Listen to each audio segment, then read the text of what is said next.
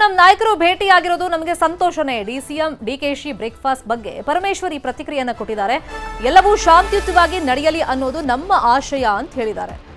ಸಹಜವಾಗಿ ಕೆಲವು ಕಾಂಗ್ರೆಸ್ನ ನಾಯಕರು ಹೇಳ್ತಿರೋದು, ಈಗ ಸಮಸ್ಯೆ ಆಗಿದೆ, ಹೌದು, ಭಿನ್ನಾಭಿಪ್ರಾಯ ಮೂಡಿದೆ ಅಂತ ಹೇಳಿ ಒಂದಿಷ್ಟು ಚರ್ಚೆಗಳು ಏನಾಗಿತ್ತು, ಈ ಸಮಸ್ಯೆ ಪರಿಹರಿಸುವಂತ ನಿಟ್ಟಲ್ಲಿ ಪ್ರಯತ್ನಗಳು ನಡೀತಾ ಇದೆ. ಇದೆಲ್ಲ ಶಮನವಾಗೋದಕ್ಕೆ, ತಿಳಿಯಾಗೋದಕ್ಕೆ ಸ್ವಲ್ಪ ಟೈಮ್ ಬೇಕು. ಇಬ್ರು ಈಗ ಭೇಟಿಯಾಗಿರೋದು, ಮಾತುಕತೆ ನಡೆಸಿರೋದು ಒಂದು ಒಳ್ಳೆ ಬೆಳವಣಿಗೆ, ಇದು ಸಂತೋಷ ಆಗಿದೆ. ಹೈಕಮಾಂಡ್ ಸಲಹೆಯಂತೆ 2ನೇ ಬಾರಿಗೆ ಭೇಟಿಯಾಗಿದ್ದಾರೆ.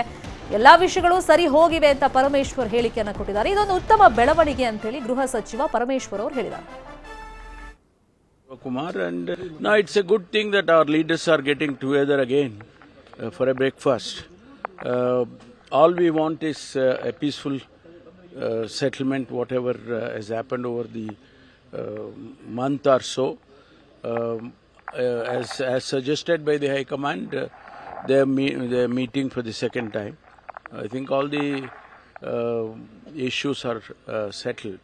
No, it's just reciprocal. That's all, nothing else.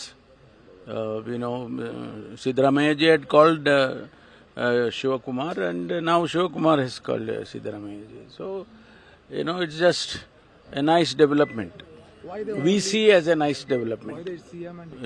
We normally have the CLP meeting, and CLP meeting we normally have dinners after the meeting, and that's about it.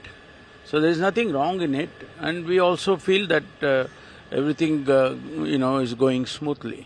Different peoples have different aspirations, and I don't think it is wrong. And naturally, they look at their own leaders. They consider somebody as their leaders. So naturally, their aspirations they express when the time comes. ಇದೊಂದು ಉತ್ತಮ ಬೆಳವಣಿಗೆ, ನಮಗಂತೂ ಸಹಜವಾಗಿ ಸಂತೋಷವಾಗಿದೆ ಅಂತ ಹೇಳಿ ಪರಮೇಶ್ವರ್ ಅವರು ಪ್ರತಿಕ್ರಿಯೆ ಕೊಡ್ತಾ ಇದ್ರು. ಇನ್ನೊಂದು ಕಡೆ ಡಿಕೆ ಶಿವಕುಮಾರ್ ಸದಾಶಿವನಗರದ ನಿವಾಸದಲ್ಲಿ ಸಿದ್ದರಾಮಯ್ಯ ಅವರಿಗೆ ಬ್ರೇಕ್ಫಾಸ್ಟ್ ಎಲ್ಲ ಅರೇಂಜ್ ಆಗಿತ್ತಲ್ಲ, ಈಗ ತಿಂಡಿ ಸವಿತಾ ಇದ್ದಾರೆ ಅನ್ನೋ ಮಾಹಿತಿಗಳು ಸಿಗ್ತಾ ಇದೆ. ಸಿದ್ದರಾಮಯ್ಯ ಅವ್ರಿಗೋಸ್ಕರ, ಯಾಕಂದ್ರೆ ನಾನ್ ವೆಜ್ ಪ್ರಿಯರು ಸಿದ್ದರಾಮಯ್ಯ ಅವರಿಗೆ ನಾಟಿ ಕೋಳಿ ಸಾರೆಲ್ಲ ತುಂಬಾ ಇಷ್ಟ ಆಗುತ್ತೆ, ಹಾಗಾಗಿ ಕನಕಪುರದಿಂದಲೇ ನಾಟಿ ಕೋಳಿ ಎಲ್ಲ ತರಿಸಿದ್ರು. ತಿಂಡಿ ಸವಿತಾ ಇದ್ದಾರೆ ಸಿಎಂ. ಹಾಗೇನೆ ಡಿಸಿಎಂ ಡಿಕೆ ಶಿವಕುಮಾರ್ ಮನೆಯಲ್ಲಿ ಸಿದ್ದರಾಮಯ್ಯ ಬ್ರೇಕ್ಫಾಸ್ಟ್ ಮಾಡ್ತಾ ಇದ್ದಾರೆ. ಸಿಎಂಗೆ ತಿಂಡಿಯನ್ನ ಬಡಿಸಿದ್ದಾರೆ ಖುದ್ದಾಗಿ ಡಿಕೆ ಶಿವಕುಮಾರ್ ಅವರೇ ಅಂತಾನು ಮಾಹಿತಿಗಳಿದೆ. ಇನ್ನೇನು ಸ್ವಲ್ಪ ಹೊತ್ತಲ್ಲಿ ಅದರ ಫೋಟೋಸ್ ಮತ್ತೆ ವಿಡಿಯೋಸ್ ನಮಗೆ ಲಭ್ಯವಾಗುತ್ತೆ, ಅದನ್ನ ನಿಮ್ಮ ಮುಂದೆ ಇಡ್ತೀವಿ. ಇಲ್ಲಿ ಖುದ್ದಾಗಿ ಸಿಎಂಗೆ ತಮ್ಮ ನಿವಾಸಕ್ಕೆ ಬಂದಿದ್ದಕ್ಕೆ ಡಿಕೆ ಶಿವಕುಮಾರ್ ಅವರೇ ಬ್ರೇಕ್ಫಾಸ್ಟ್ ಅನ್ನ ಬಡಿಸಿದ್ದಾರೆ. ಫೋಟೋದಲ್ಲಿ ಗಮನಿಸ್ತಾ ಇದ್ದೀವಿ. ಬರ್ತಾ ಇದ್ದಂಗೆ ಶಾಲ್ ಹಾಕಿ ಸ್ವಾಗತಿಸಿದ್ರು. ಒಳಗಡೆ ಖುದ್ದಾಗಿ ಡಿಕೆ ಶಿವಕುಮಾರ್ ಅವರೇ ಸಿದ್ದರಾಮಯ್ಯ ಅವರಿಗೆ ತಿಂಡಿಯನ್ನ ಬಡಿಸ್ತಾ ಇದ್ದಾರೆ. ಫೋಟೋದಲ್ಲಿ ನಾವು ಅದನ್ನ ಗಮನಿಸ್ತಾ ಹೋಗ್ಬೋದು. ಸಹಜವಾಗಿ ಕುತೂಹಲ ಇರೋದು 2ನೇ ಬಾರಿಗೆ ಬ್ರೇಕ್ಫಾಸ್ಟ್. ಒಂದ್ ಕಡೆ ಮೊನ್ನೆ ಸಿದ್ದರಾಮಯ್ಯ ನಿವಾಸಕ್ಕೆ ಡಿಕೆ ಶಿವಕುಮಾರ್ ಹೋಗಿದ್ರು. ಆಗ ಒಗ್ಗಟ್ಟಿನ ಮಂತ್ರವನ್ನ ಇಬ್ರು ಪಠಿಸುವಂತ ಪ್ರಯತ್ನವನ್ನ ಮಾಡಿದ್ರು.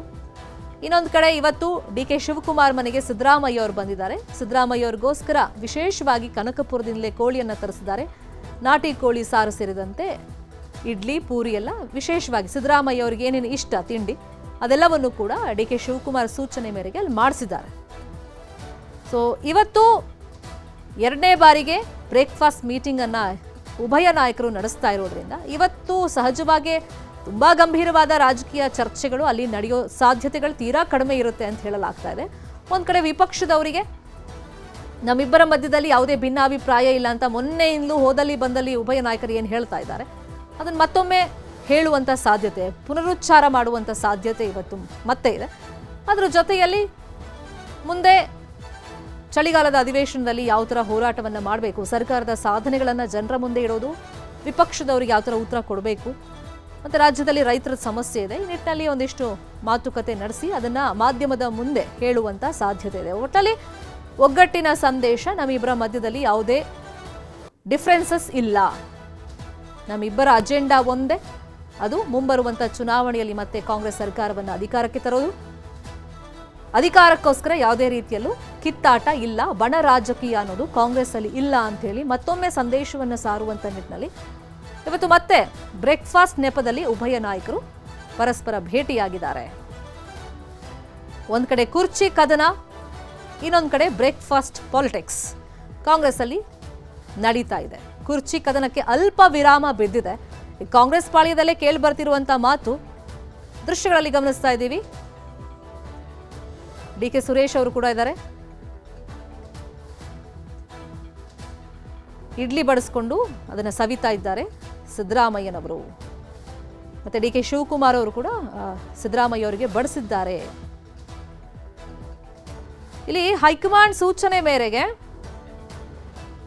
ಉಭಯ ನಾಯಕರು ತಮ್ಮಲ್ಲಿರುವಂತ ಭಿನ್ನಾಭಿಪ್ರಾಯವನ್ನ ಶಮನಗೊಳಿಸಿಕೊಂಡು